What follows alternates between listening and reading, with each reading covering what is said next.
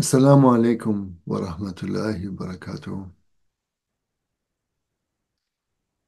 Blessings to all of you. So the great Krishnamurti, he was saying in his youth one key sentence that struck me very strong. And this is that he just said, thought is equal to conflict. Yeah. So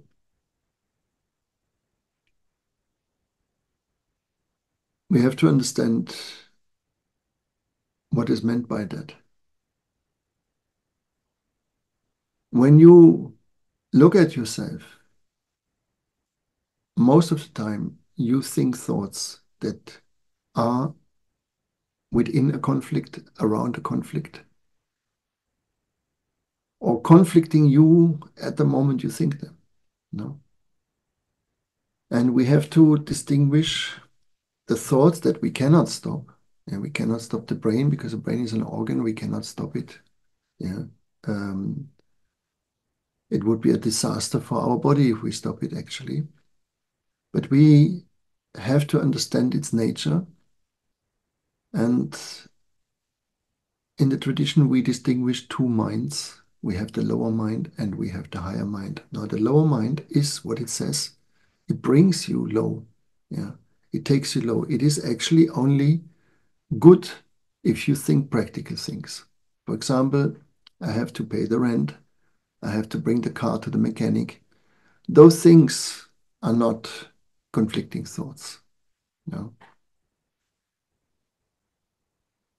But the moment you think about your higher aspects, for example, your relationships, yeah, that is already a higher part in us, no?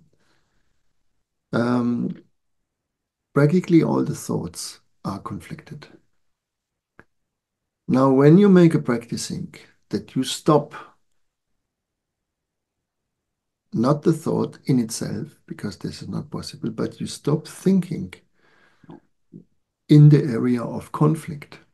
Yeah, you try whenever you understand that you are looping, that you have this self-dialogue, and you think in conflict about your future, about your past, whatever it is, that you stop that. Yeah. And you turn into practical things and you just have to practice it. It is not that difficult actually. It just needs your permission, your intention. No? But what will happen after a while is that you come in contact to the higher mind. Because when you bring the conflict down, no, then the door opens to higher areas. No? Yeah, when peace comes, love comes as well. Yeah. And that takes you up. It is a self-triggered process once you practice not to think on conflicts. Yeah. Of course, you also don't think about the worldly matters, um, political issues, the war in the Ukraine or the war anywhere else, wherever it touches you more. You don't think about those things, no, because there is no place for you to think. There is no action that you can do. So there is nothing to think about, right? And then the higher mind will open. And the higher mind, it's in its function reversed to the lower mind. It is a receptive mind. It receives, it listens, and it sees. Yeah, it has everything in one eye, in one look, clear. It does not think on it. The lower mind, let's say, is a cloudy mind.